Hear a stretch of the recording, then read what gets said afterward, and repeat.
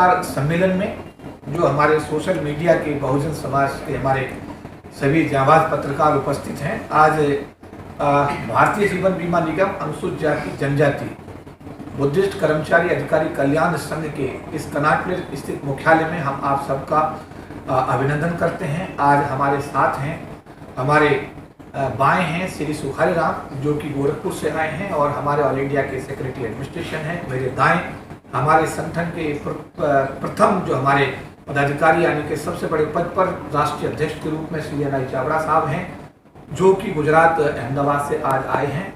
और मेरे साथ हैं हमारे ऑल इंडिया वर्किंग प्रेसिडेंट है जो महाराष्ट्र से हैं श्री के.आर. बेडसे साहब। ये विशेष रूप से संसदीय समिति जो हमारी अनुसूचित जाति जनजाति समाज के लिए कल्याण के लिए बनाई गई संसद समिति है, उसमें कल पार्लियामेंट हाउस के अंदर ये समाज के मुद्दों पर SC/ST समाज के मुद्दों पर चर्चा करने के लिए हमारे ये राष्ट्रीय पदाधिकारियों को बुलाया गया है। तो एन.आई. चावड़ा साहब हमारे राष्ट्रीय अध्यक्ष, के.आर. बेडसे साहब हमारे ऑल इंडिया वर्किंग प्रेसिडेंट जो विशेष रूप से पूना महाराष्ट्र से आए हैं, और हमारे all India secretary liaison Shri Mahendra Kumar ji जो मेरे राइट में इस समय खड़े हुए हैं, वो पटना बिहार से आज आए हैं, वो हमारे ऑल इंडिया के सेक्रेटरी लाइजन हैं। तो कल 5 पदाधिकारियों को भारत की जो संसदीय समिति अनुसूचित जाति जनजाति मामलात की, उसमें हम सबको ऑफिशियली बातचीत के लिए बुलाया। कल हमारी कोशिश होगी कि हम समाज की जो समस्याएं हैं उनको parliamentary committee of the welfare of SC/ST के जो 30 सांसद हैं और ज्वाइंट सेक्रेटरी डायरेक्टर जो पार्लियामेंट्री कमेटी के जो हमारे अधिकारीगण हैं उनके सम्मुख रखें और समाज के सभी अधिकारी कर्मचारियों की समस्याओं को रख करके उनका समाधान कराने की हम लोग कोशिश करेंगे। तो एक बार पुनः आप हमारे बहुजन मीडिया के जो आज हमारे सम्मानित पत्रकार इस हमारे पत्रकार सम्मेलन में आए, हम उनका अपने कल्याण संघ की तरफ से हार्दिक अभिनंदन करते हैं, साधुवाद करते हैं। Thank you. में अभी दलितों का शोषण नहीं रुक रहा है आज़ादी के 73 साल के बावजूद भी। हाल ही में राजस्थान के हनुमानगढ़ में एक दलित युवक की पीट करके हत्या कर दी गई। उधर दूसरी तरफ लखीमपुर खीरी में जिस प्रकार से जो मंत्री है उसके बेटे ने किसानों के ऊपर गाड़ियाँ चला दी, मतलब आप क्या देख रहे हो एक सोशल एक्टिविस्ट होने के नाते के मुल्क जो है वो जा किधर रहा है? देखिए, निश्चित रूप से ये जो भी घटनाएं हो रही हैं ये बहुत ही दुर्भाग्यपूर्ण है और कहीं ना कहीं ये इस बात का संकेत देती हैं कि भारत के संविधान में प्रदत्त प्रावधानों का, पुलिस व्यवस्था का, कानून का, न्यायपालिका का जो एक भय होना चाहिए, अपराधियों के मन से वो भय निकलता हुआ दिखाई दे रहा है। हनुमानगढ़ में दलित बच्चे की हत्या यानी हमारे SC/ST समाज के बच्चे की जो हत्या की गई, हत्या तक पहुंचना, हत्या की सोचना, हत्या करना, ये इस बात का संकेत है कि लोगों के हौसले किस हद तक बढ़ते जा रहे हैं। काश भारत की सरकार ने, राज्य सरकारों ने अपनी जिम्मेदारियों को समझा होता।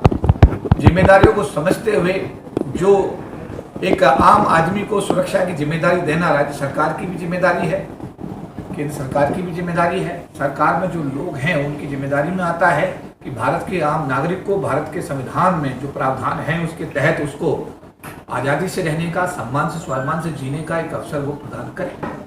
और मैं तो यह कहूँगा है कि ये जो फेल्योर है निश्चित रूप से सरकारों का फेल्योर है। जो मानसिकता है इस बात से, क्योंकि मैं जैसा आपने कहा कि एक सोशल एक्टिविस्ट हूँ, काफ़ी लंबे समय से सरकार की नौकरी में रहते हुए भी भारत के अनुसूचित जाति जनजाति समाज के लोगों के लिए, दूसरे पिछड़े वर्ग के समाज के लोगों के लिए अनेकों आंदोलन, इस देश की धरती पर अनेकों आंदोलन हुए।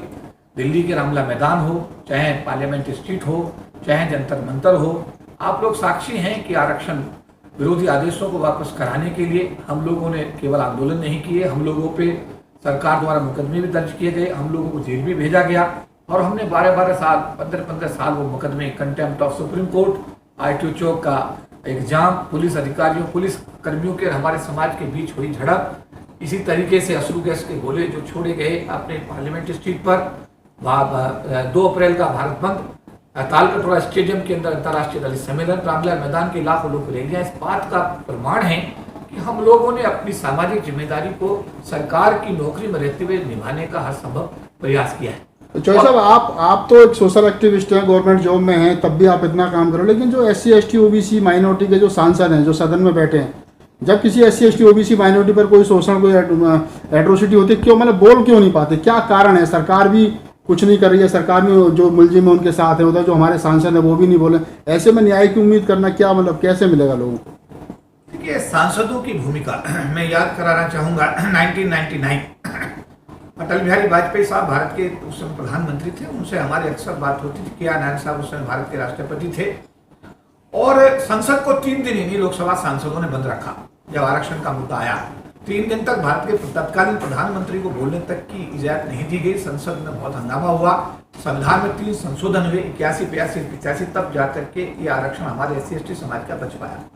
जैसा आपने कहा कि हमारे सांसद या हमारे विधायक हमारे विधानसभाओं में, सांसद हमारे भारत की संसद में जो सर्वोच्च सदन है, वहाँ वो 131 की संख्या में अगर चुन करके आते हैं 25% के आरक्षण के हिसाब से, बाबा साहब अम्बेडकर ने जो लोकसभा विधानसभा में रिजर्वेशन का प्रावधान किया, तो मेरा उनसे हमेशा गुहार रहती है, मेरी हमेशा उनसे अपील रहती है कि साहब आप पे समाज का कर्जा है, बाबा साहब अम्बेडकर का कर्जा है।